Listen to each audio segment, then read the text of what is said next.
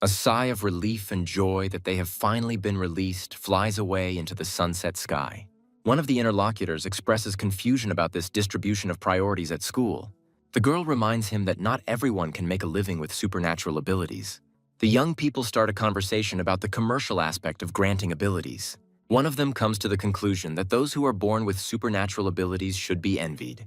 Although they shared their talent with others, they essentially had no other choice. The conversation turns to the darky race and the war, and the girl says she has no intention of volunteering. The boy boasts that his father arranged everything for him and that the family business is practically in his pocket. As soon as they notice Riley, girls start praising this incredibly talented, handsome man. They are interested in which military academy he will get into, but presumably the best one. The girl, whispering to Riley, asks if he wants to have dinner with her today. He says he had no plans, and nearby Quinn is told to stop immediately. The boy asks if the pursuer saw how many fingers he was showing him. He calls Quinn a fool and, asking if he wants to die, promises to catch up with him. The boy, forgetting to look around, continues to tease his pursuer. This ends up being dangerous for him, because he only notices the obstacle at the last moment. As Quinn falls after the collision, he experiences such pain that it becomes difficult not to comment on it.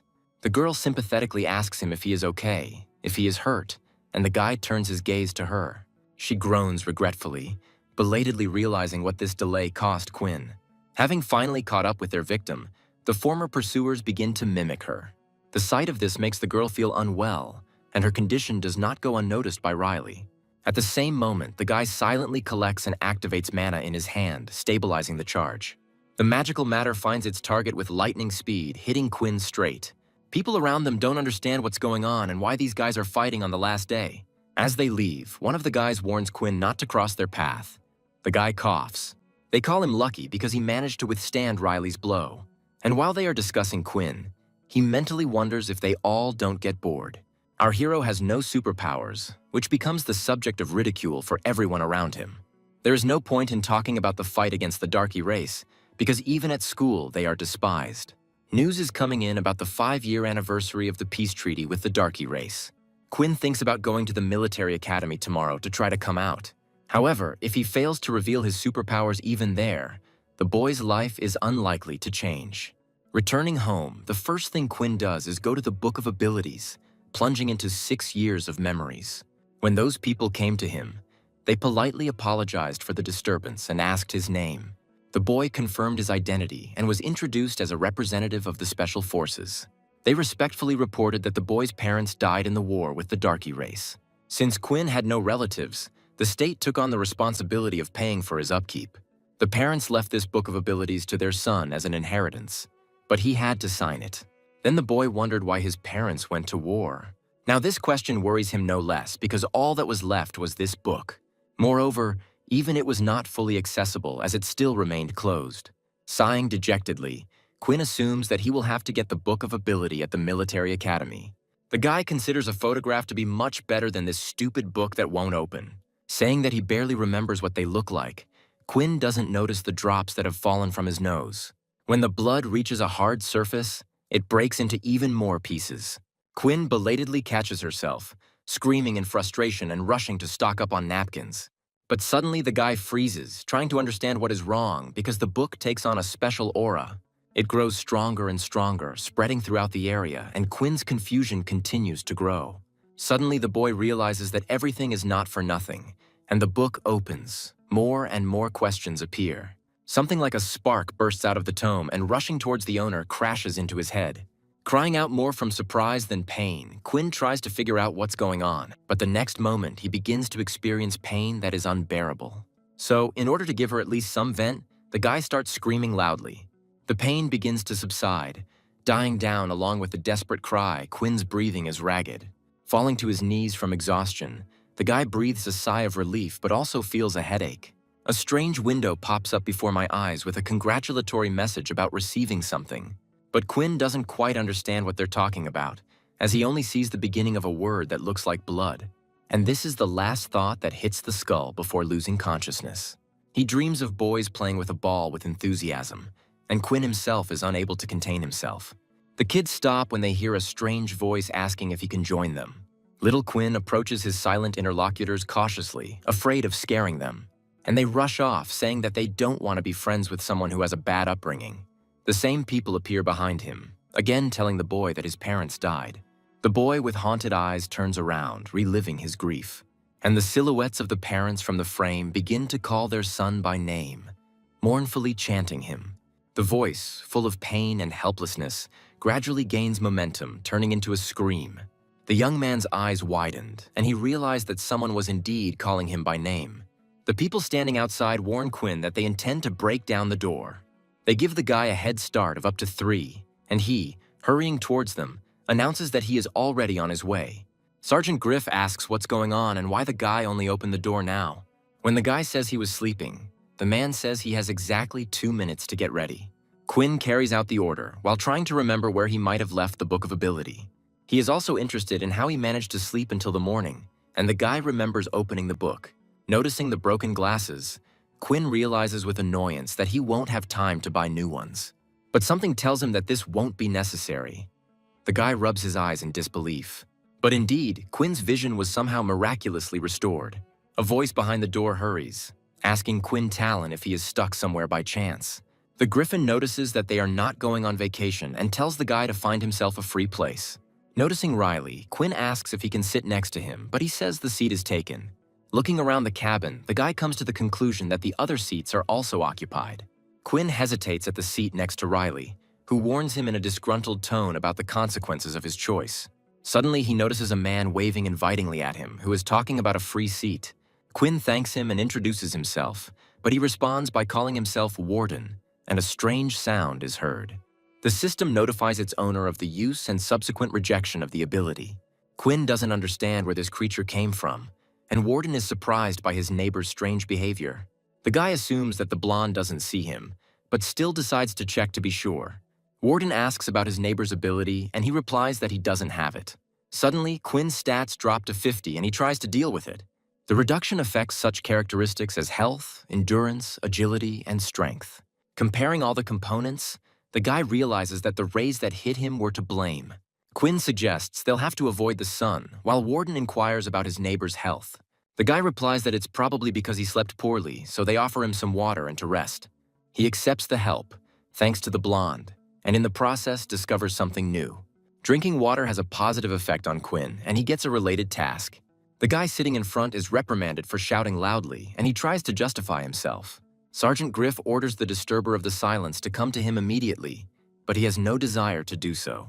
While he tries to restore justice, Warden suggests that his neighbor take his time, and Quinn, looking at the new system tasks, suggests that this creature is a bat. Superpowers usually have 1 point of activation and are strengthened after awakening. Quinn, however, finds his own process similar to a game, and the ability remains a mystery. The guy turns to his neighbor to clarify the matter, but stops mid-sentence. Quinn finds it hard to believe that anyone can fall asleep so quickly. However, after looking around the entire bus, the guy realizes that everyone else is also sleeping. The system informs the Queen that an unusual substance has been detected in the air. Griff, realizing that the guy is resistant to sleeping pills, is going to use an individual approach. Saying that they will take a different path, the man carries out the sentence. The system now notifies when the user's body begins to feel tired. Quinn already understands everything. His eyelids become heavy and his eyes close. The dreamless sleep is interrupted the moment the boy is freed from the bag. Warden thinks that this brother is a sleeper, and he's trying to figure out where they are. The blonde assumes that they have arrived at the military academy, although he himself has only just woken up. Layla notices that the 5th one has woken up. The blonde standing with her back to her is named Irene. Peter greets the newcomer politely, but stutters shyly. In the distance, the sound of heels is heard, followed by another pair of steps. They are gradually getting closer. Tester Ginger, noticing that everyone is awake, is about to conduct the test. The first mate to call out Peter Chuck's name is when Quinn starts to panic a little. Ginger asks the baby not to worry, asking about the ability which he doesn't have. Layla is amazed that there are still people without abilities, but Warden doesn't see the problem. Ginger is not upset by this either. She asks to come and take the book, having received a superpower. When asked whether it is free, the answer is yes. For now, Peter is assigned the 1st level. The woman advises studying this book in your free time, and then you can retake the test. Quinn is surprised by the bracelet that appears, and Layla says that everyone has one. When a satisfied Peter steps aside, Ginger invites our hero next.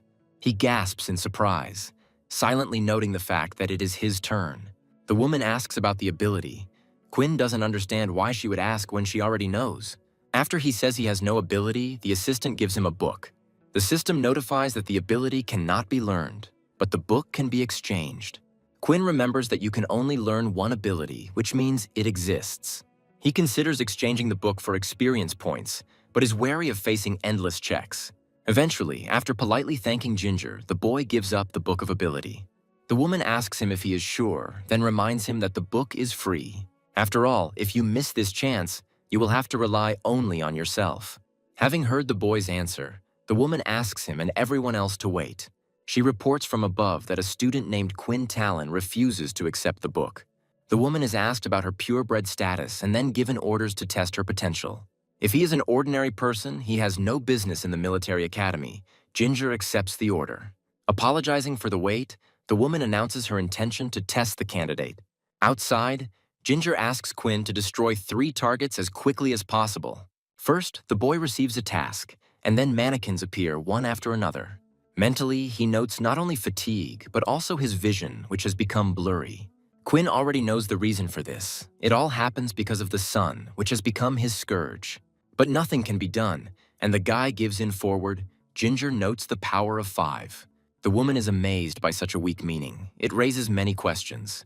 As Quinn tries to get closer to his target, the dummy attacks, keeping the enemy at bay.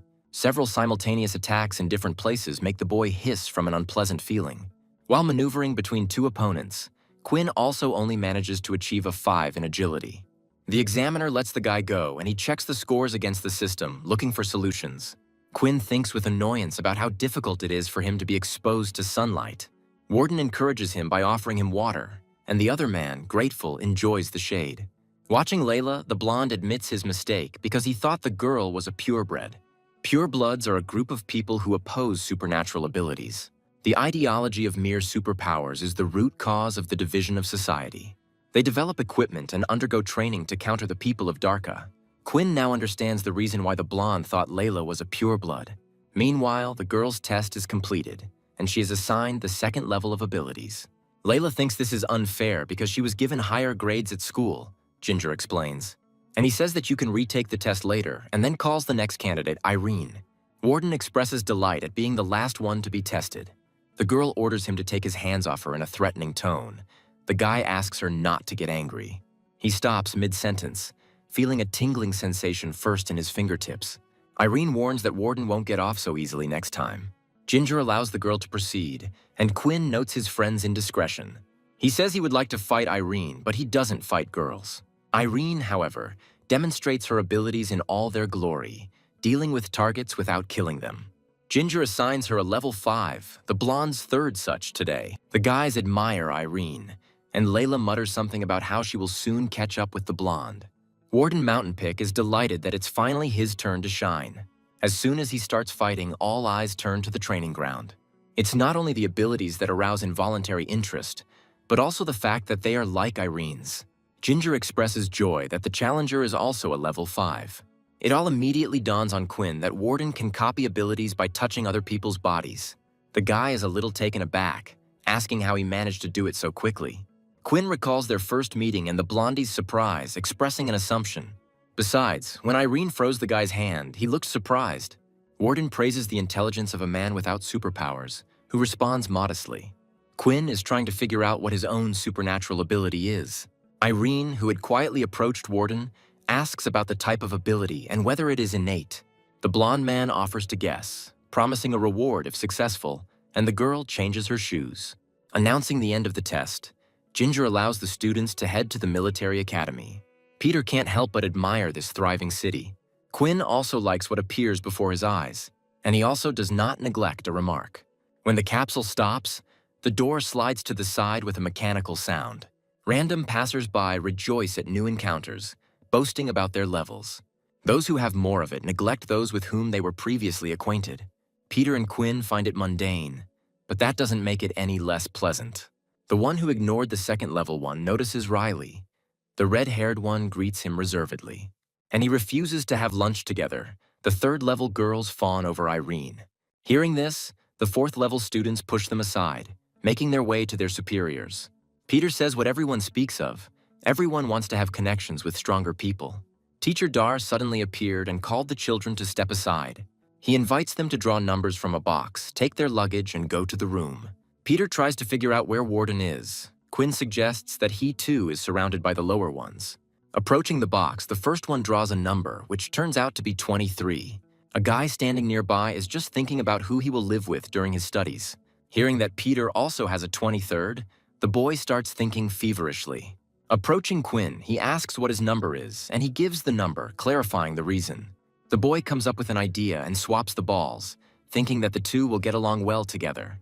Peter apologizes to Quinn, saying that he knew no one wanted to live with someone like him. He reminds him that he is also at level 1 and encourages his neighbor. Warden appears on the horizon and will also be living in room 23. The boys are happy that they will be living together for the next 2 years. At the same time, on the other side, students are discussing the fact that their room was taken away from them. An acquaintance offers to defend the honor of his interlocutor, but the latter has concerns about this. Noticing Warden, they remember that this guy has a level 5 ability. Later, a blonde man's question is heard in the dorm, sounding in an elevated tone. He invites the guys to go somewhere. Peter refuses, citing studying a book. Warden asks Quinn if he's going to go to the library to figure out his ability. The blonde offers to go together, saying that he hasn't read anything for a very long time. There are a lot of people in the library, which involuntarily impresses the guy. Only Quinn can't understand why they only move their lips, but can't hear any conversations. Warden asks what school the neighbor attended. Public schools don't have that. By touching this device, you can create sound insulation so as not to disturb others. The blonde asks about the specifics of the search. Quinn says that he wants to understand existing superpowers. Warden mistakenly believes that his interlocutor wants to become a member of the Purebloods, he clarifies. The blonde man says that in the future, those who take books for free are obliged to obey the military without question. Quinn remembers Peter looking happy, wondering if he knew the cost of the service. Warden is asked about abilities that can be weakened by sunlight. The blonde talks about the possible options, joking that they are not vampires, but people. After some time, Quinn is finally convinced that there is nothing useful to be found here. But still, hope dies last, and the guy is going to go and look from above. His feet lead him to a section that contains works on knowledge in the field of science fiction. The guy finds the story of a red dragon that incarnated as a human quite interesting. But he is inclined to think that this is fantasy, since vampires and dragons are creatures of legend. Yet this doesn't stop Quinn from learning more about vampires. The guy finds the representatives of this race much stronger than himself, with a general weakness for the sun. There is an increase in experience. The system informs that the owner has learned more about the system. The guy screams in surprise, unable to believe his eyes when reading this information. Quinn completely refuses to believe it, believing that it cannot be true. Looking at the book he read, the guy is afraid to imagine that he has the ability of a vampire. Minutes pass, and then hours, and Warden, who had fallen asleep, finally wakes up. He tries to figure out where everyone is, assuming that his neighbor has already gone to their room. Each of the guys has his own thoughts. Quinn thinks he's crazy for doing something like this.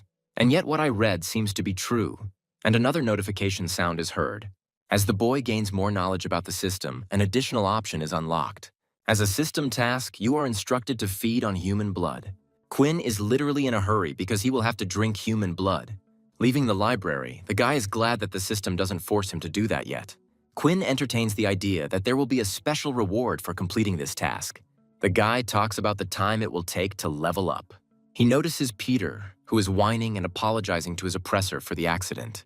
The blonde says that then he will also apologize verbally later, and they will go their separate ways. And then he asks how he is going to compensate for the blow. Peter says about the lack of money. Noticing the second level, Quinn thinks that such people can only push through. A plan appears in the guy's head, and he, saying it was an accident, pushes the second-level guy in the back. He confronts him, and Quinn apologizes again, saying that he constantly trips. The blonde offers to pay the first level if he doesn't want any trouble. Quinn says he didn't think he'd encounter strong people so quickly. The system suggests activating combat mode, mistaking the blonde for an enemy. Quinn is tempted by the fact that if he wins, he can earn 50 points. The guy starts to provoke his opponent, and Peter begins to seriously fear for his neighbor. The second level activates its ability by rushing towards its opponent. Tom manages to dodge the attack with unusual dexterity and even more. It makes the opponent not only tense up, but also ask the corresponding question. The blonde is curious about where such power comes from at the first level, although he admits that there are some reservations. Quinn believes he has a chance due to his opponent's ability to transform. Previously, Layla had 8 power points, and the examiner rated her as level 2. If Quinn is not exposed to sunlight, all of his stats will have 10 points. The enemy is at level 2, which does not mean that our hero will lose completely. As they engage in close combat, Quinn receives his first wound, causing him to hiss. His opponent smirks, thinking that his opponent lacks agility. Throwing curses around, the blonde deals Quinn another blow. Noticing that his neighbor is losing his advantage, Peter calls out his name in concern. The system reports rapid blood loss, and Quinn feels the sun's rays on himself. However, it is already beginning to sink towards the horizon, leaving a ghost of a hope for victory. The opponent wishes the opponent a quick death, and the system trumpets about the only remaining point. When the explosion occurs, Peter screams his protector's name at the top of his lungs. With the echo of its last sound, the sun sinks below the horizon. Quinn breathes heavily, trying to get his breathing back to normal. His condition is recovering. The blonde doesn't understand how this is possible, how the enemy was able to dodge his attack. And Quinn, grinning maliciously, notes that now it is his turn to boast of his strength. Beginning to understand what he had gotten himself into, the blonde man offered to talk again. Meanwhile, Quinn's stats increase and he lands his first blow. His opponent doesn't even have time to finish his previous line before he starts to spit out blood. The guy, testing his abilities, delivers a few more blows. Peter, watching this, tries to understand how his neighbor managed to achieve such a result. He begins to wonder if Quinn really doesn't have supernatural powers. Looking at his hand, which is overflowing with power, the guy realizes that it is a vampire's. The user status window allows Quinn to track his level-up progress. Along with the accrual of points, the first level of reconnaissance skill is unlocked.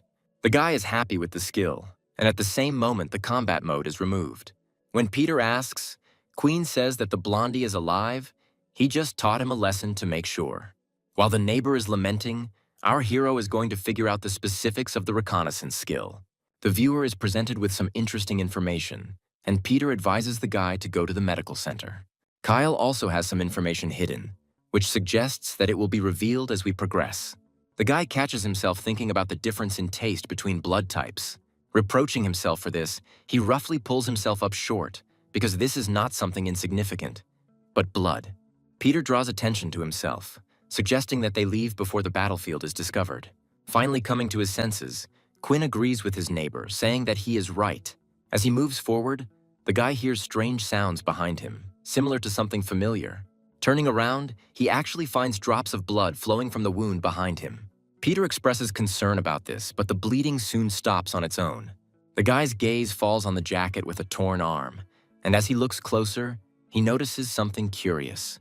Quinn asks his neighbor to return without him, saying that he accepts the offer to go to the first aid station. Peter wants to go along, but his interlocutor asks him to check on Warden, just in case. Later, having moved away to a sufficient distance, Quinn observes her ability to heal. The guy concludes that the system can heal his wounds using energy from food. Feeling hungry, he remembers if there is a place nearby where he can buy something to eat. Before entering the training arena, he manages to find something more or less suitable. The arrows briskly hit the training dummies at about the same time. Exhaling wearily, Layla reports to herself, saying that it's time to wrap things up. Noticing Quinn passing by, the girl finds him suspiciously familiar. Remembering where she saw him, she becomes curious about why he came here. Quinn starts a training test, setting the difficulty to normal. The girl assumes that this boy was dissatisfied with the results of the day's testing. She likes this kind of determination and wants to see this student's progress. Quinn suddenly leaps forward using his full strength. Layla can't believe what she sees because these abilities are clearly not first level. Moreover, not only the strength increased, but this guy's agility also increased. Either the girl is imagining things, or the training dummies are also confused. In any case, they cannot escape, and the targets are eventually defeated. Layla doesn't even know what to think because the targets are destroyed before the clothes fall off. The girl assumes that this guy is deliberately hiding his true strength. The area around the student cafeteria is not much quieter than within its walls. The guys passing by choose seats, and one of them manages to snatch a free one. But before they can land on him, the guy on a higher level demonstrates superiority. When they decide to eat on the street, They discuss high-ranking people, finding them to be intimidating and arrogant. Peter asks Warden if it's okay that he's with them, since the rest of the high-ranking ones are eating indoors. The blonde guy says that his friends are talking nonsense, but he hates the division into levels the most. He laughs, saying that he considers a full stomach to be the most important thing in this life. Sitting nearby, Layla watches the company without taking her attentive eyes off them. Teacher Dar talks about the help of people with innate superpowers and about war. Quinn mentally discusses the convenience of Warden's ability. It can be copied at a high level. Intelligence shows something strange. In place of the blonde's ability, there is a void. Quinn directly asks his friend if he can use Irene's ability. He praises the guy for his intelligence, admitting that his abilities are reset every day. Borrowing occurs during touching. Warden regrets that friends do not have abilities. Quinn's stomach rumbles hungrily, and the blonde is amazed at its insatiability. The guy himself doesn't understand why he got hungry so quickly, but this isn't good. Warden suggests that his friends go ahead, promising to catch up with them after the toilet. The guys walking ahead are discussing the glasses that Riley asks them for. Kyle is among them, and as soon as he sees Quinn, his expression changes dramatically. Peter whispers about this guy, and it's even scarier because he's with his friends now. The latter notice the first-level ones without abilities, while Kyle remains sullenly silent. Peter expresses concerns, but Quinn cuts them off. Otherwise, the blondie would become a victim of ridicule. The guys at a higher level voluntarily and forcibly ask the younger ones for 10 points. Peter admits that he doesn't even get that much in a month. Quinn's answer is less pitiful. The guys say that it's supposedly on credit, and Kyle, who's standing behind them, is sweating profusely. He tries to dissuade his friends, and another familiar figure appears behind him. The 5-level one says that he can lend the points, but the interest will be high. The guys back down, realizing that these three are friends and don't need any trouble. Several more faces appear on the scene, asking why they should offend their inferiors. The kids are screaming about being saved, believing that Riley and Peach will save them from level 5. Even without intelligence, Quinn senses that the energy of these two is dangerous, but he still probes.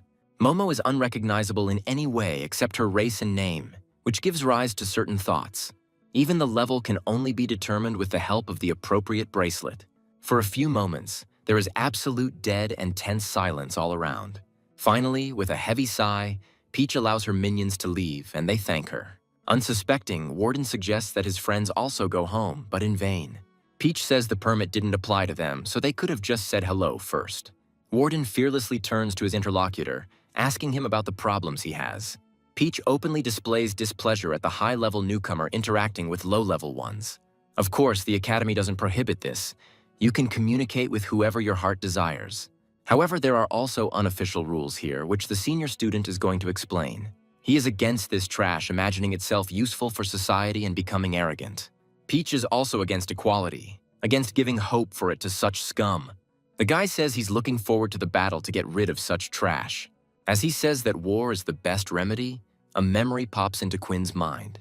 The guy barely controls his strength, trying to understand how he can talk about something like this so easily. A flash of light flashes before his eyes, and then his fist hits some kind of barrier. Riley isn't going to hesitate either, building up a magical charge in his free hand. It only takes a moment for a high-level one to release his power. And he noticed that this sucker doesn't learn from his mistakes. Peach echoes him, lowering him lower. Warden isn't about to leave his friends in the lurch by asking what's wrong with him. It is not possible to hit the enemy.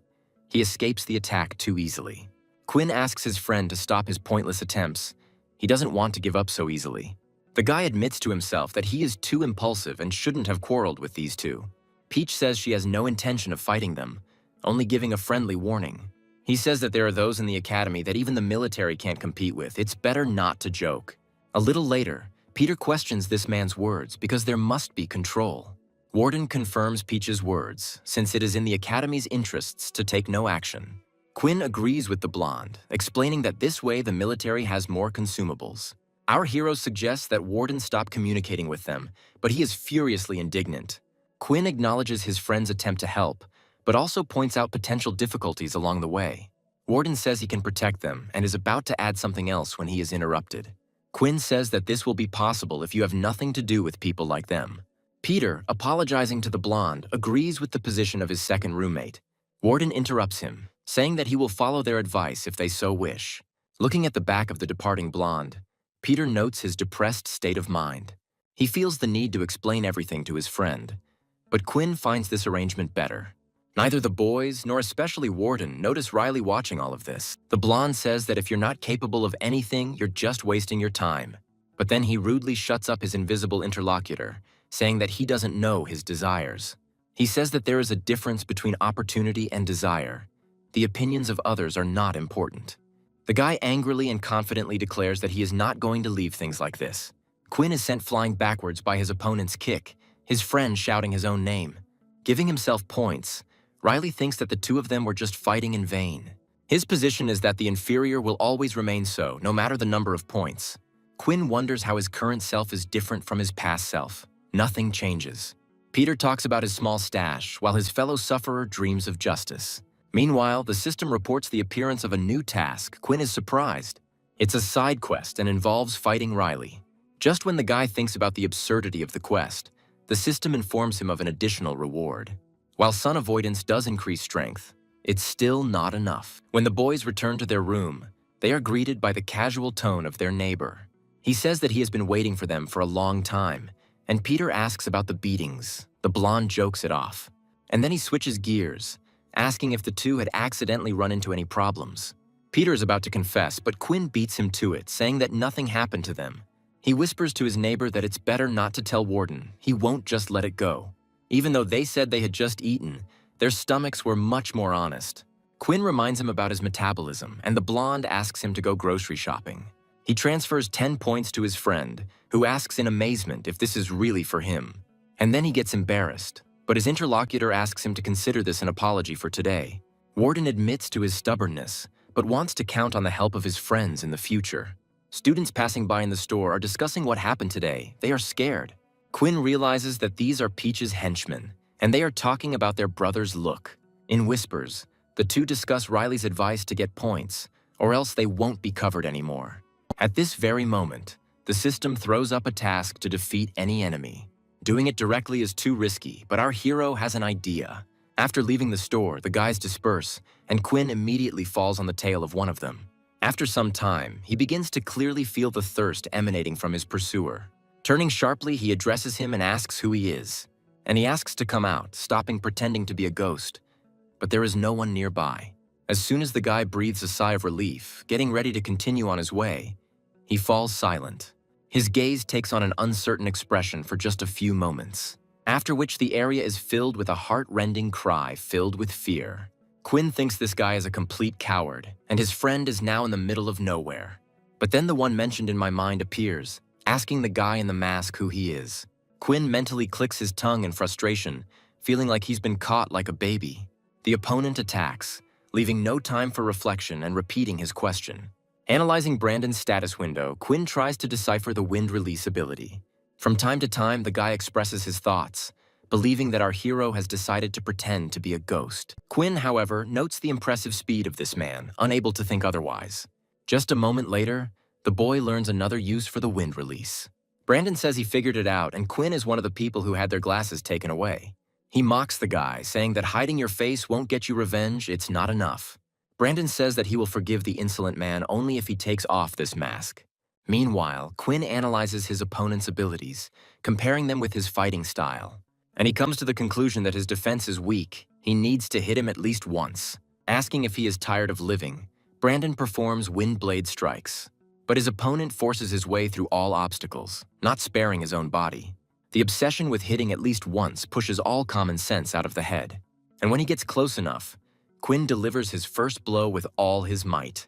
Since the opponent dodges, the guy comes up with a more effective idea. Closing the distance again, Quinn says he's going to shred that ugly face in front of him. And without thinking twice, the guy delivers a sure blow that simply cannot fail. Brandon holds back as long as he can, but the area is still filled with his piercing roar. Thus, the side quest is completed, and Quinn receives his well-deserved reward. The guy doesn't like this system, but he takes advantage of the opportunity to level up. And then something happens that he could never have expected, causing him to gasp in surprise. Quinn feels an inexplicable wave of blood-chilling heat roll through his body. The bite site begins to throb, causing Quinn to scream in pain. After thanking the cashier one last time, an unsuspecting Layla leaves the store. A strange sound makes the girl turn around sharply, her honed reflexes making their contribution. Peering into the darkness, Layla tries to discern what is hidden in it, but in vain. The guy doesn't consider the evolution into a half-human to be such. He's only happy with the increase in his health indicator. Well, and the skill, Bloodblade, which is an offensive ability. The system warns that it is no longer possible to suppress the thirst for blood. You need to drink. Otherwise, health will continue to decline and only saturation will help to restore it. Quinn himself feels this overwhelming hunger, which is becoming increasingly difficult to bear. The guy can't think about anything else. All his thoughts are filled with nothing but blood. By approaching and touching a potential victim, he is only going to try. Hearing strange and ambiguous sounds, the one sitting in the bushes misunderstands everything. She presents a completely different picture, since from her position it is impossible to see everything in detail. Desperately turning her head to come to her senses, Layla tries to find another explanation, and Quinn suddenly stops, wondering what he's doing. Backing away in fear, the boy realizes that he just lost control of himself. Quinn knows it was the vampire's innate instinct that kicked in, but who can explain it to? Layla slowly begins to think logically, realizing that these two were not kissing at all. Rushing after the nimble shadow, the girl is going to follow the strange first-level one. The same one, stopping, understands that his health continues to decline. Things are bad. The system notifies the owner that his hunger is already at its limit. Some kind of plan appears in his head, and the guy goes to the necessary place. Layla can't understand what this first-level person needs in the hospital's medical office. The only theory that comes to mind is that Quinn was wounded. But this guy is acting strange, and the girl is trying to figure out what he is looking for. And Quinn, realizing that she is at her limit and can no longer find the strength in herself, weakens. Layla arrives just in time to prevent the guy from hitting his head on the floor. The girl asks about the guy's condition, mentally noting that his whole body is burning. Quinn no longer understands whether he is conscious or whether this is a mirage, but he tries to focus. There are two natures fighting within him, and the guy apologizes in advance for his next actions. When Quinn falls on the tender neck and encircles the girl's body, Layla asks to stop. Weakly trying to resist, she asks the guy what he is doing, but he doesn't hear her, because he can no longer think of anything except this sweet blood. Layla stops resisting and, gasping helplessly, slowly goes limp in Quinn's arms. When she falls, the guy doesn't even try to catch her. His thoughts are focused on something else. Meanwhile, the user's hunger decreases and health begins to gradually recover. Quinn rushes to the girl, trying to bring her to her senses and asking how she is. Having laid her on the bed, the guy announces his intention to call a doctor. While running around the hospital wing looking for a doctor, Quinn reports that Layla has fainted. After some time, the girl manages to open her heavy eyelids with difficulty. Dr. Miley tells the woman who woke up that there is nothing serious, just a little anemia. She prescribes vitamins to the girl and advises her to thank her boyfriend for his concern. Layla is trying to understand which guy they are talking about. Who could possibly be so worried about her? The doctor says he's talking about Quinn, but the girl calls him an ordinary classmate. In the head of the girl, who remembered how she was bitten, a clear assumption begins to form. There is only one word that comes to mind that can describe someone who feeds on blood. After taking the blood, Quinn's hunger was pacified and his stats increased. While his friend asks someone for forgiveness in his sleep, the guy studies his system window. Improved stats are nice, but the problem of blood production still exists. Remembering the taste of Layla's blood, the guy becomes interested in comparing her with another.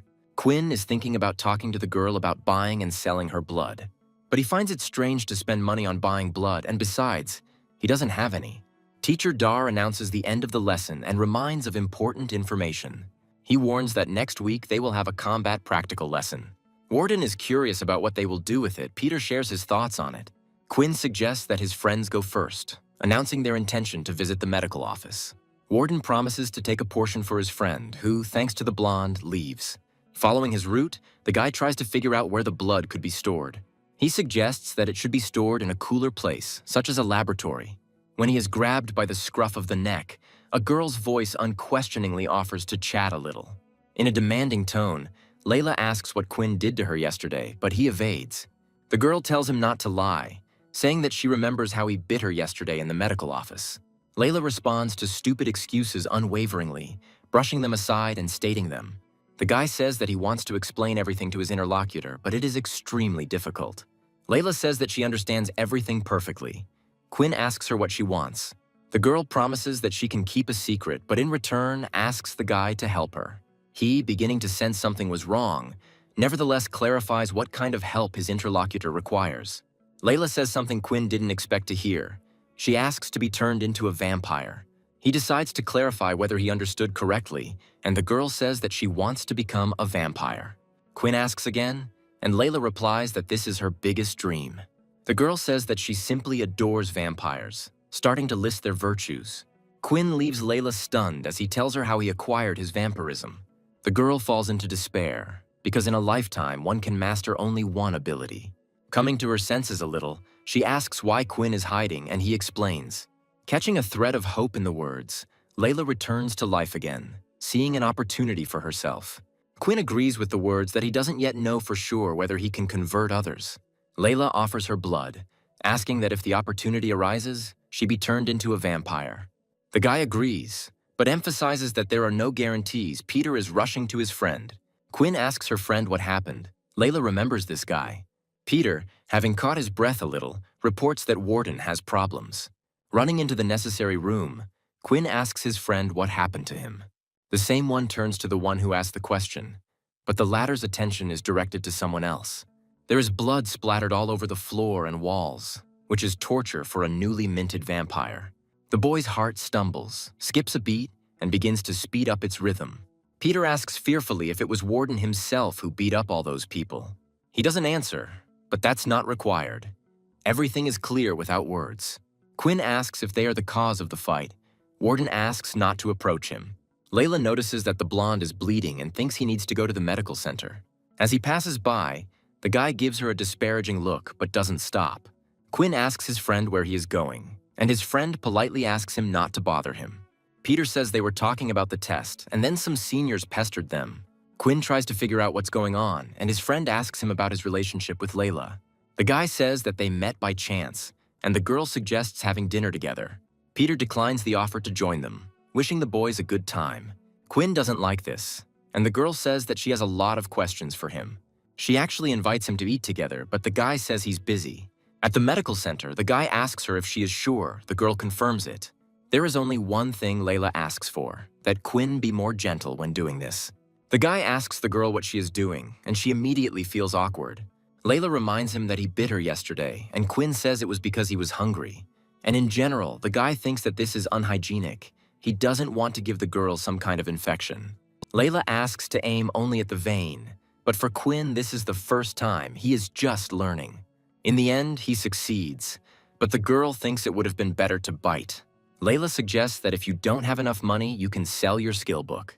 The guy says that he thought about it himself, but the book disappeared, merging with his body. The girl is surprised at first, but comes to the conclusion that there is still a lot they don't know. She is inspired by the idea that over time, Quinn could become a real vampire.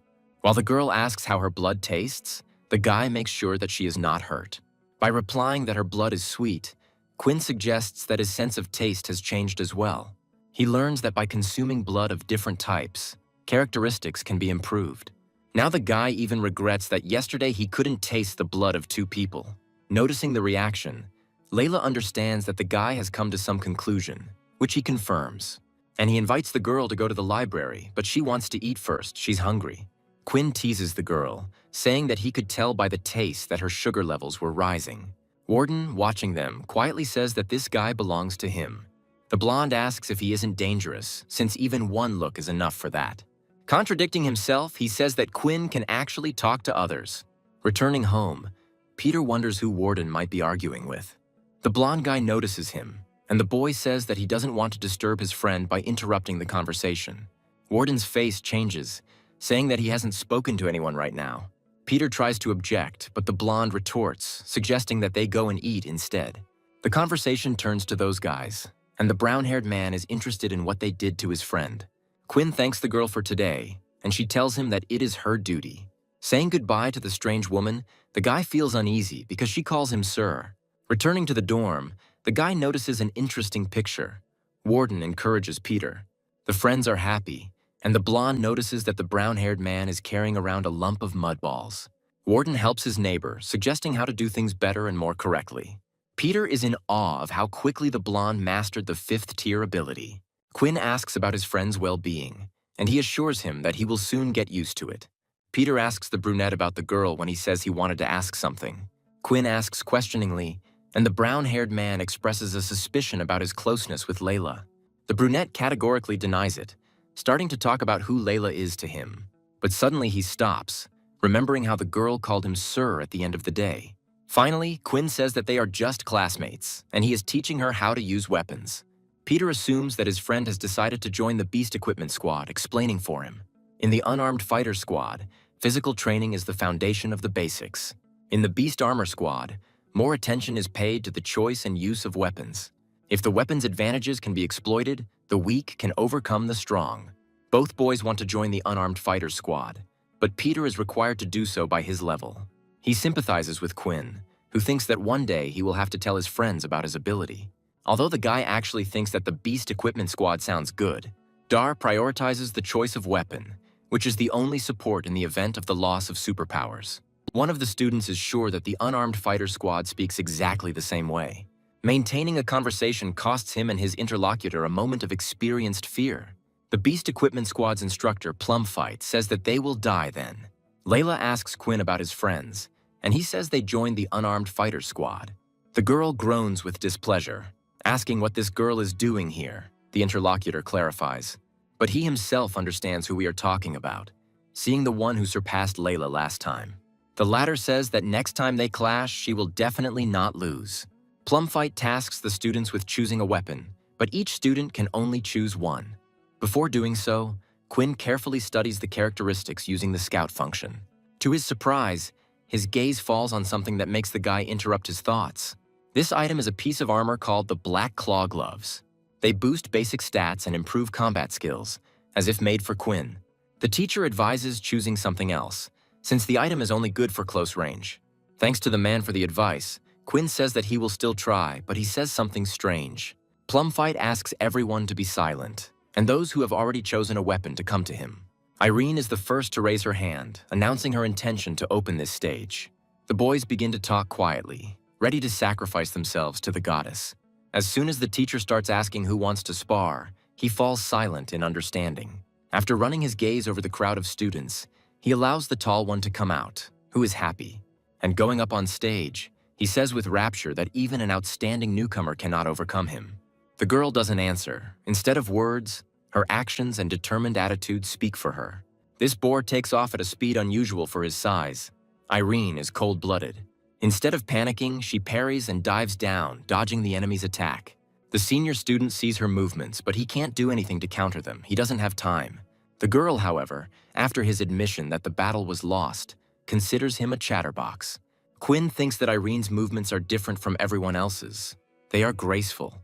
The teacher asks everyone else to check the bracelets, which will select an opponent by level. While his opponent expresses dissatisfaction, Quinn ponders his own capabilities, experiencing doubts. Guys with identical third-level abilities are making fun of a colleague. And he, believing that the distribution is wrong, is going to deal with the enemy as quickly as possible. The people around him make fun of Quinn, and Layla asks if the guy is confident in his abilities. After completing this task, the guy will be able to receive a reward and level up. In anticipation, he invites his opponent to begin, and he too is burning with impatience. This is why the third level gives in forward only after the beginning is confirmed. Since Quinn manages to successfully dodge the attack, the boy involuntarily praises him. However, he is confident in himself, since his weapon is not piercing but cutting. When the enemy's spear freezes after the attack, the spectators scream almost in unison. Layla is unable to contain her fear. The guy's name bursts out of her involuntarily. However, it is in vain. Quinn notes that the claws he chose have quite good protection. Desperately twitching in an attempt to free himself, the opponent finally asks the guy to let go. He clarifies whether he really wants this, while simultaneously accumulating energy in his hand. Still not receiving an answer, the guy makes a decision for his opponent, allowing him to get what he deserves. The onlookers can't believe that this guy managed to intercept Ance's attack. The girls I know are also surprised, but in different ways. Noticing the enemy's movement, Ance understands what he has planned only at the last moment. Quinn, knocking the spear out of someone else's hands, simultaneously sends his opponent flying. Gasping for air, he covers quite an impressive distance. Ance says that his opponent has angered him, but the teacher notes that the competition is over. Quinn's opponent can't believe he lost, citing problems with his weapon. The teacher shouts angrily, saying that no one will be able to cheat under his nose. Those present do not understand how a third-level person could lose to a boy without abilities. Layla quietly remarks that Quinn has made enemies again, and their number is growing. The guy doesn't care about this. He only feels sorry for the blood that was spilled in vain. The girl gets it. And she asks her interlocutor not to worry, because soon she will reward him accordingly. Quinn flushes and stutters, asking the girl what she's even talking about.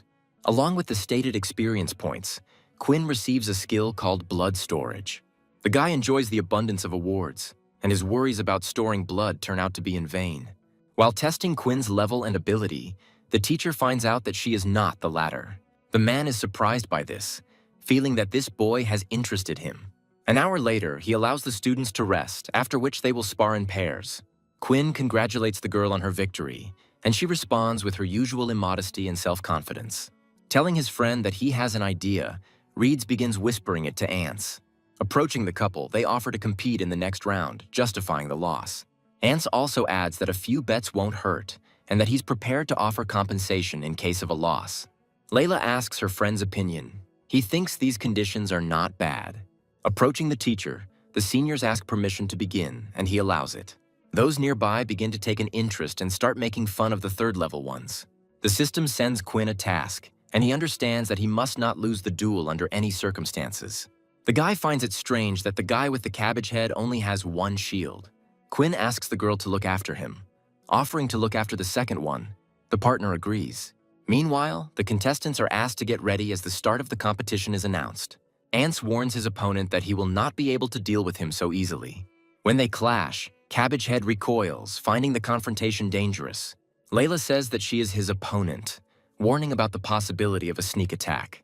The girl finds it strange that Reeds does not approach Quinn and does not attack her, and he, continuing to only fight off attacks, gives a signal to his partner.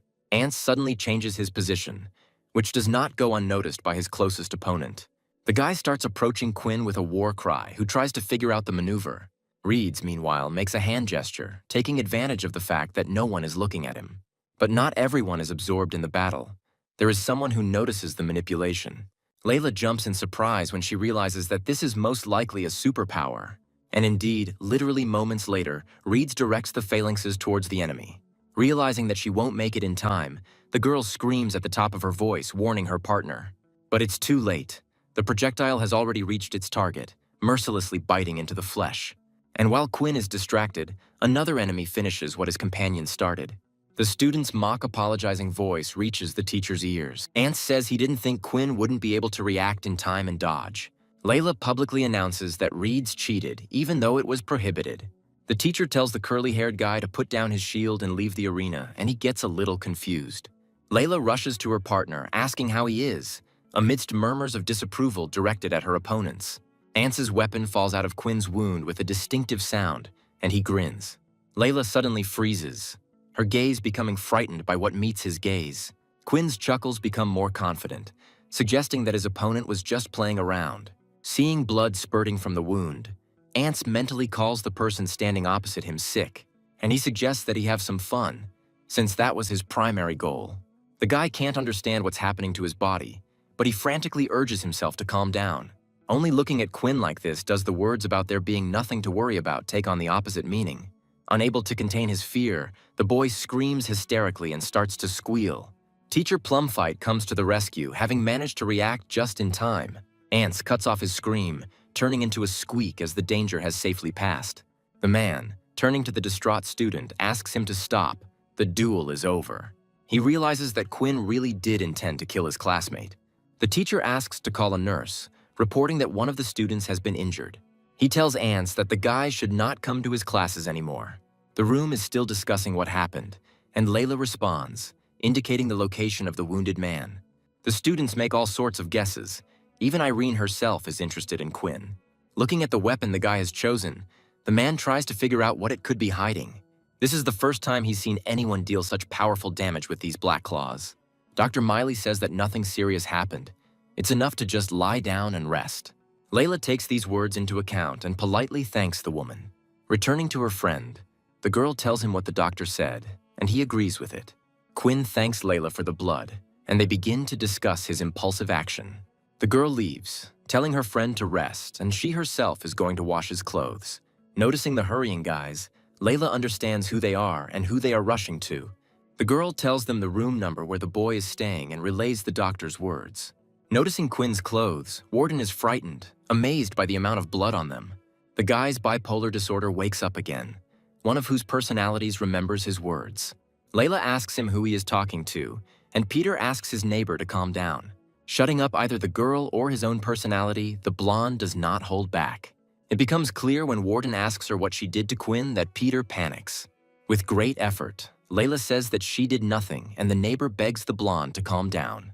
Warden tells Peter to shut up too, forbidding anyone to call him by that name, and the boy gets scared. With the last of her strength, the girl tries to gather energy while she is distracted, and switching attention to his own voice, he takes advantage of the pause. As the scalpel cuts into the man's leg, the grip weakens, releasing Layla from his hand. Between coughs, the girl orders him to take his hands off her. She warns that if the guy approaches her again, Layla will finish him off. Peter reminds her that this girl is Quinn's friend, but he stands his ground, wanting to teach her a lesson. Another personality comes to the rescue, saying that he also heard these words from his friend. The guy suddenly changes, apologizing and saying that due to ignorance of the situation, he may have acted hastily. Putting the scalpels back in place, Layla says that she is not going to tell him anything. Reminding that Quinn is in the ward, the girl suggests finding out everything from him herself. She asks to keep a better eye on the blondie. Peter apologizes, saying that Warden is usually normal. The guy asks the blonde how he is, saying that he thinks he's acting a bit strange today. Warden talks to himself again about Layla and how something might happen to her on the way. One of the blonde's personalities reminds him that the girl is his friend, but the other two don't care. Finally, Warden reacts to his friend, asking what is wrong, and he becomes uneasy. Ants and Reeds discuss what happened recently. Their actions did not lead to anything good. One of the guys blames the other, believing that they are now disgraced because of their stupid idea. Jumping up, Reed suggests reminding his interlocutor of the difference between them. He's going to find him in the evening, otherwise everyone will think that they really are trash. Warden, calling Quinn's opponents bastards, promises to definitely deal with them. The friend says that this will not happen again because the teacher kicked them out. Quinn reminds the blonde that he won't be able to protect them forever. The guy's gaze falls on his friend's leg and he asks what happened to his leg. The blonde laughs, asking his neighbor not to worry, since these minor injuries are caused by training. Peter whispers that Warden is emotionally unstable and often talks to himself. The bespectacled man also confesses to the reason why his neighbor received his injury. Hearing that the girl is okay, she was just a little scared, the guy calms down. Peter suggests that Warden has a mental illness, and Quinn wants to ask a doctor. The blonde guy who appeared briskly tells Peter that they have to go, and the guys get scared and feel awkward. Quinn thanks the guys for coming in. Warden says that this is normal for brothers. Ants admits that the blonde man intimidates him, but Reeds doesn't see it as a problem. The blonde man tells his friend to wait, intending to take Quinn to a place without cameras. Seeing the wounded man leaving his room, the two prepare to follow him. Their path leads through hospital patients and several medical staff. Ants wonders in his mind where Quinn is heading, remembering what is in that direction. Realizing that they will most likely end up on the roof, the guy rejoices at his luck. Ants gestures to his friend that he will go up and that he should go along the other side. Having agreed and reached an understanding, Ants continues on his way, cautiously creeping. Having reached the roof, the guy tries to figure out where Quinn could have disappeared to. He appears behind him and asks if the green-haired man was looking for him. The guy turns around sharply, sensing something is wrong, but it's too late. And the last thing that appears before his eyes are two lights and sparkling fangs. Reeds can't understand why his friend is taking so long. He's starting to get impatient with the wait. When the guy reaches the last step, he realizes that the door to the street is open. Straining his eyes to get a better look at what's happening, Reeds lets out a curse. The sight that appears before the fair-haired man's eyes is terrifying. Ready to attack the enemy at any moment, Reeds orders him to immediately move away from his friend. When the creature turns around, the boy notices that its lips are stained with blood. Cursing, the blonde man still fires a volley but misses. The enemy is unusually fast. A gust of disturbed air rushes past, making you wince. It smells of blood. As Reeds tries to dodge, he can't help but find himself finding the speed impressive. And the creature is already in front of him, delivering a powerful blow that is difficult to resist. Also, against my will, an association of this monster with Quinn arises in my head. It's incredible. And he already raises his clawed paw back to pierce the enemy with his demonic energy. Reeds catches himself in time, concentrating his energy inside and activating his defense. He manages not only to push the enemy back, but also to reach him, inflicting a wound. Allowing himself to slide across the rooftop, Quinn hisses in pain at the injury. The hand trembles treacherously, and the opponent, grinning, begins his tirade. Reeds is glad that he has protection, otherwise he wouldn't be able to withstand such a blow. The guy starts to say that it's his turn to attack, but stops. It is hard to believe that the wounds of the person standing opposite were healed. But it is true. Reed's knees start to tremble when he thinks about this monster training at their academy. And then he takes off from his place and jumps into the air in a way that no other person could. When the boy's bone blade breaks, the boy refuses to believe it. Meanwhile, the enemy begins to deliver multiple blows, intending to destroy the defense. Reeds is having a hard time because the power and frequency of these attacks are too high for him. And at the very moment when the guy allows the thought that the defense will not hold, it happens. Reeds is thrown back several meters, causing him to smash across the court, scattering bones. Only this red moon, which became an involuntary witness, knows what happened. Meanwhile, the system informs its owner about the successful completion of the previous task. Quinn manages to not only replenish his health, but also improve his stats. But then he hears approaching footsteps behind him and voices discussing their work. A young nurse screams, calling her older colleague to look at something terrible. They call the duty unit, requesting an ambulance and security, and briefly describing the situation. While Quinn is trying to figure out what to do, a familiar questioning voice approaches him from behind. Quickly turning around and grabbing the uninvited guest, the guy is about to ask who he is. Belatedly, he realizes that it is Layla, the girl telling her friend how she ended up here. Quinn asks if she has actually arrived, and her interlocutor's answer is positive. The arriving reinforcements ask where the wounded are. They are going to check everything here. Quinn tenses when he hears that the Secret Service agents intend to inspect the entrance as well. Grabbing his girlfriend in his arms, the guy informs her that she needs to get out of here. The guy suddenly realizes that something is wrong, and for some reason they are not flying. He asks Layla about this, and she recalls her words about how she needed preparation. But the girl values her life, so she folds her hands in the appropriate gesture, concentrating. Quinn states the fact that they are indeed flying. Layla exhales tiredly, ironically. Later, she asks if her friend will tell her everything now, and he says it's a long story. When he finally gets around to telling his story, Layla expresses her opinion about these guys. Quinn asks her not to worry, because what these two will tell about him is unlikely. There is no evidence. He asks her what's going on with Warden. She pauses, and then calls him sick. Layla asks her friend to be careful, arguing that the blonde has problems with his head. Quinn thinks hard about it. So hard that he thinks about it even the next day. He recalls his friend's words about how the blonde loses herself, succumbing to emotions, becoming bipolar. The conversation is interrupted by a familiar, but for some reason stuttering and quiet voice. They greet him, and they apologize. Reeds very politely asks Quinn for forgiveness for yesterday. The guy also apologizes for the fact that they accidentally injured the enemy during training. The blonde man asks for mercy in exchange for promising to remain silent about yesterday. Quinn clarifies. Reed says he didn't see anything, asking to give him a chance, and his interlocutor lets him go. Calling him sir, the boy thanks Quinn, saying that he is already leaving. A breathless Lena, who has been looking for her friend for a long time, hurries to him. He asks what happened. The girl reports that something bad has happened. One of the guys who attacked him yesterday is dead. Of course, it turns out to be none other than Ance Spend, who died yesterday close to midnight. The cause of death was severe bleeding, due to which he lost a lot of blood. There are numerous lacerations on his body, as if the guy had been attacked by a wild animal.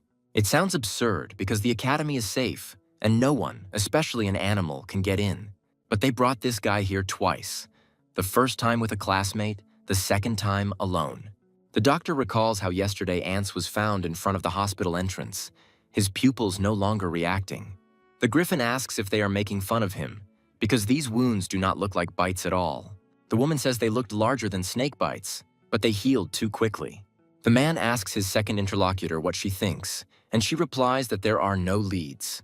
In the practice room, this is the hottest topic of discussion. The students blame Quinn because he had a fight with Ance the day before. Layla calms her friend down. People approach the guy, saying that the military would like to talk to him. The student asks what the question is, and the teacher tells him not to worry about it. The guy agrees, mentally hoping that no one said anything about him. As he leaves, Quinn asks his friend not to worry about him. He promises to return soon. The teacher announces the start of free practice and asks students to be careful. Quinn is asked not to worry, because if he hasn't done anything, then he has nothing to fear. The woman begins by talking about Ance's murder, gradually moving on to yesterday's quarrel with him. She asks the guy to put his hand on her own, and he obediently complies. The system reports that it cannot refuse the activation of the ability from outside. A voice appears in his head, forcing him to answer the question, "Did he kill Ance yesterday?" The guy obeys without complaint, but his negative answer surprises the woman. She informs her colleagues that this boy is telling the truth, thus ending the interrogation. Quinn mentally reasons, suggesting that this woman might be able to ignore the system's protections. They let him go, thanking him for his cooperation and apologizing for wasting their time. As he leaves, Plumfight recalls his words about how this boy is not guilty of anything.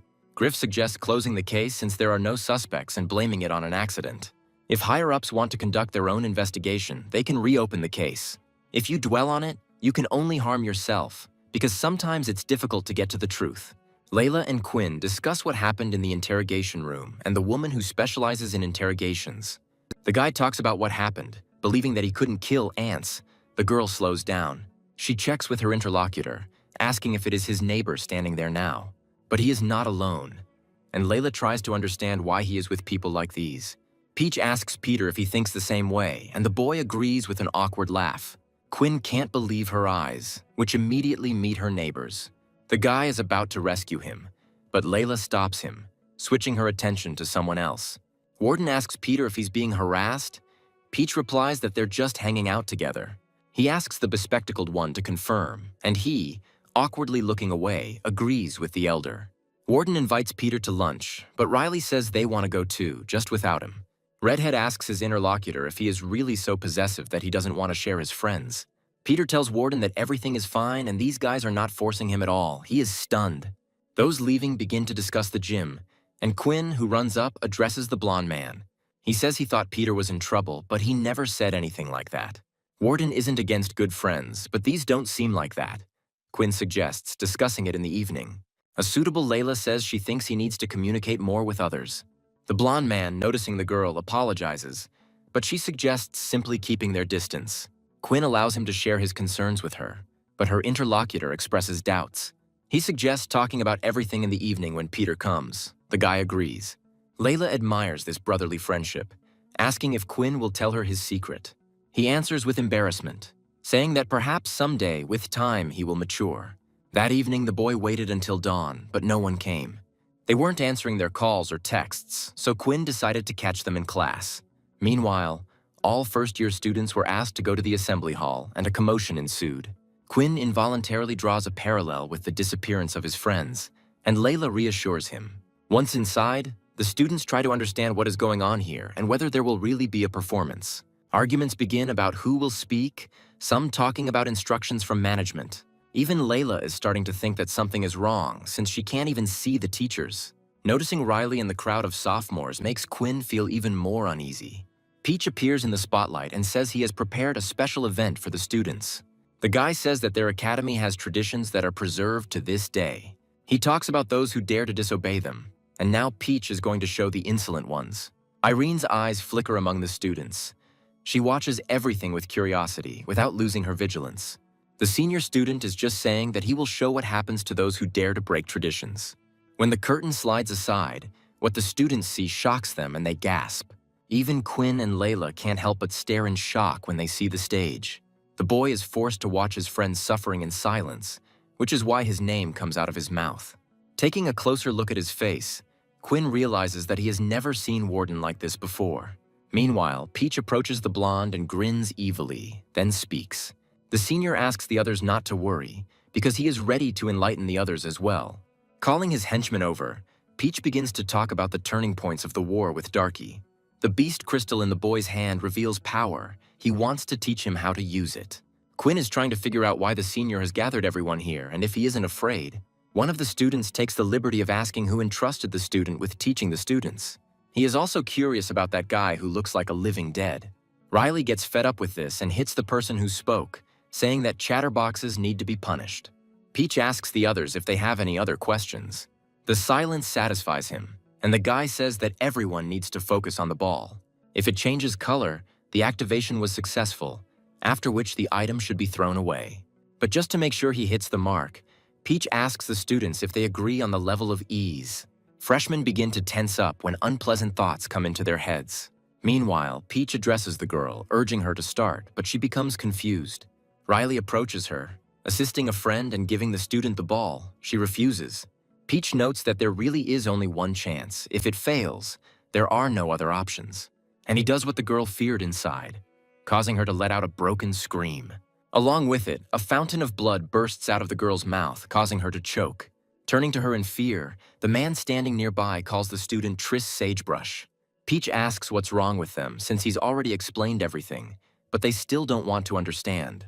Riley points to the guy standing next to Triss, telling him that he is next. Peach, watching him closely, expresses hope that he will do well. He, not wanting to repeat the fate of his girlfriend, apologizes to Warden, throwing the ball. His eyes widen for a moment when he hits, and a bloody cough comes out of his chest.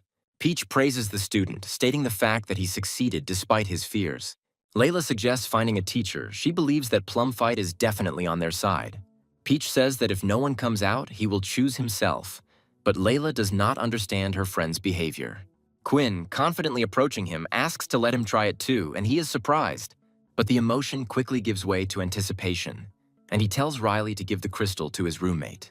Receiving the designated item, Quinn, looking at it, begins to giggle quietly. No one notices from their seats the striking changes that the boy's face has undergone. Therefore, observers condemn Quinn's actions, remembering Warden's attitude towards him. Peach tells the guy to hurry up with the activation and ignore everyone else. And Quinn thinks that Riley, with her level, is almost as much of a problem as Peach. In addition, they are surrounded by 8 second-level students, 2 of whom are next to Warden. Despite their numerical superiority, they are all very strong, and the others are afraid of them. Quinn believes they need someone in charge, and Irene is the strongest one present. Peach asks the guy about his hesitation, and he says he hasn't found a weak spot yet. The system reports that the Beast Ball can be activated by it. Quinn is surprised by this. He doesn't refuse it, because activation gives a 5% increase to attack. Peach is amazed by this, not understanding how a level 1 could achieve such brightness. The same one, first of all, turns to everyone, asking why they need a superpower. Warden, guessing what his friend was planning, begs him with all his might not to do it. Quinn is responsible for the rest, saying that superpowers are needed to protect others. When the ball hits a completely different person, it leaves everyone present puzzled. Peach screams wildly, ordering his stunned accomplices to immediately seize the troublemaker. He, intending to make a strategic retreat along the way, apologizes and orders them to let him through. Riley, who appeared in front of him, says that the opponent will not be able to escape from them. The opponent throws the ball with a powerful swing and a characteristic sound. Calling Quinn naive, Riley says he won't be able to hit him. The guy confirms these words, but says that the same cannot be said about others. Hearing the distinctive sounds behind him, Riley says that the second-tier ones are useless. Peach orders Quinn to be captured, but Layla responds fearlessly, trying to reason with the others. The student also decides not to stand on ceremony, ordering an attack on everyone who does not obey him. A powerful stream of alien ability immediately bursts into the air, heading towards the students. He would have hit them, but the already familiar ice supernatural ability comes to the rescue. Irene says she was reluctant to get involved at first, but the blow affected her too. One of the guys asks who she is, and the second one annoyedly states the fact of failure. The girl calls herself by her full name, and an ice sword immediately appears in her hand. The guy who attacked says he knows her, and the second one offers to work with him. Without responding to save time, the water specialist continues to try to attack. The second one challenges the girl, asking her to transform not water but stone. His technique is not even fully completed when it is interrupted by several volleys. The student himself barely manages to dodge to avoid injury and turns around in surprise. Layla states that Irene is not alone, and she calls on her partner to join the fight. At this time, Peter, sitting in the thick of the battle, tries to bring his breathing back to normal. There's only one thought pulsating in his head, gnawing at his skull. This is all entirely his fault. He remembers how it all started. When Peter asked Peach why they were there, he replied that it was all because they were being watched, and that someone was Warden. The blonde apologized to Peter for dragging him into this and asked him to leave. Under the boy's uncomprehending gaze, Warden told his opponents not to touch his friend. Peach said that there was no future for him here and told him to shut his mouth if he wanted to live. And then Peter understood everything. He didn't have the courage to resist these tough guys. A familiar voice reaches the bespectacled man's ears, and he realizes that it belongs to Quinn. He says that he is not afraid of Riley, even though he acts confident and arrogant. Peter wonders with envy why he is not as brave as his neighbor. Quinn thinks that Riley is actually much stronger than he is. After all, abilities of this level far exceed his own capabilities. And it doesn't matter whether it's close combat or protection of certain parts of the body or areas. Everything looks and feels as if the enemy is practically invulnerable. Even attacks at longer ranges are chaotic. Quinn wonders if this is where they differ from each other. A sudden change of scenery, which gives rise to a new train of thought, does not allow me to continue my thought. The system asks if the owner is ready to accept the request to activate the combat course. The stranger tells Quinn that in this space, time is not connected to the outside world, and politely informs the guy that this is a basic course in hand-to-hand combat. The words about Quinn becoming one of them give rise to certain thoughts. Ignoring the question, the blonde says that in the first lesson he will teach the boy 2 skills. They complement each other, as one is an attacker, the other is a defender. The first skill to be demonstrated is a defensive skill called Flash Step. Riley is baffled as to how this level 1 managed to dodge all of his attacks. Instant Step allows you to move quickly within a 5-meter radius. But Riley is not discouraged, offering to see how long Quinn can hold out with such energy. Our hero finds his opponent insightful, but believes that once is enough. The blow is powerful, but Riley still remains on her feet. Smiling, the guy begins to seem to recall the words about the first level 1 having a memory problem. But he stops short, as he realizes that it was he who miscalculated. The vampire informed Quinn that the attack skill was a chain attack. It can be combined with many other techniques to increase its power. This is exactly what happens when Quinn uses Blood Chain Strike. And Riley's self-confidence evaporates at that moment with lightning speed. Those watching the skirmish from the sidelines scream in amazement, unable to believe their eyes. Anyway, it turns out that Riley was the one who lost to the first tier. His comrades are dumbfounded, because according to rumors, his opponent didn't even have any abilities. The random system task of defeating Riley is successfully completed. It's not possible to rejoice for long, as something rushes past that instills a sense of danger. And indeed, although Quinn manages to avoid irreversible consequences, they are significant. Due to the sudden blow, the guy immediately loses 7 units of health, which is not good. Pulling the whip tight until it scrapes, Peach admits that Quinn has been causing trouble. He warns that using it means that the boy is about to meet his end. Another powerful blow causes the space to literally explode, Quinn dodges. But this doesn't help much, and, noting the power, the guy is afraid of getting hit again. But standing still in vain is also not good, so he activates the Blood Blade. His opponent grins as if he had already foreseen this attack, and Quinn is dumbfounded, thinking about why he couldn't even touch his opponent. But the blow reaches its target, causing the guy not only bewilderment but also pain. Quinn has a hunch that Peach has the ability to predict enemy actions. The boy thinks that his physical fitness is almost at its limit. However, he refuses to die today, even though it sounds incredibly funny. Meanwhile, at the other end of the makeshift ring, Layla is being supported from both sides. This turns out to be dangerous, and although she tries to dodge, the enemy's attack inflicts a wound. The girl is asked why she doesn't continue to use her arrows now. And at that moment, a familiar voice is heard from behind, attracting attention, asking for release. Warden asks to touch him as soon as possible. The girl is confused by such wording. But the guy doesn't care. He urges Layla, telling her to touch at least something. The archer is cautious. The touch activates the blonde's ability, because even this can copy power. As the struggle between Warden's personalities continues, Layla becomes convinced of her assumptions. Suddenly all conversations die down and the guy suddenly stops twitching and struggling. One of the opponents wonders what this blonde man can do in such a state. And then he suddenly, tensing his whole body more than before, lets out a deafening roar. When he manages to break free from the binding technique, his opponents are stunned and dumbfounded. And Warden, pushing off with force from the hard surface, sharply flies up to the ceiling. The jump is so powerful that it crushes rocks and causes a strong shockwave. And the one who is Warden to everyone introduces himself as Layton, rejoicing at his return. Peach compliments him on his quick release, but talks about learning lessons. Layton informs him that he is not like Warden, not as kind. Peach says she doesn't understand what he's talking about, although it doesn't matter to him either. Rushing forward, the student commands the enemy to die, and the space explodes again. But not at all from hitting and injuring the opponent, but from him intercepting the weapon. The blonde's look is completely different, which leads to opposite thoughts. Peach thinks seriously about his words, realizing that his power is also different from before. Layton asks Quinn to leave the enemy to him. He agrees, but warns him about the other man's superpower. Peach says that since the boy didn't understand the lesson, he will teach him one more time to remember it better. The blonde, using the borrowed strength, pulls several beast balls towards himself. He throws them at his opponent at the same moment that he himself strikes. Pichu manages to dodge both attacks without expending much strength. But Layton has a different idea, and he gradually begins to put it into effect. Pulling his opponent's weapon towards him, the guy suddenly throws it away using a supernatural ability. From behind, like a sneaky rat, another man attacks him, delighted with his own idea. He's only level 2, so it's easy for the blonde to repel the attack. Peach believes that the enemy has nothing new. He is also going to shoot beast crystals. The opponent leaves these words unanswered, instead concentrating on the idea.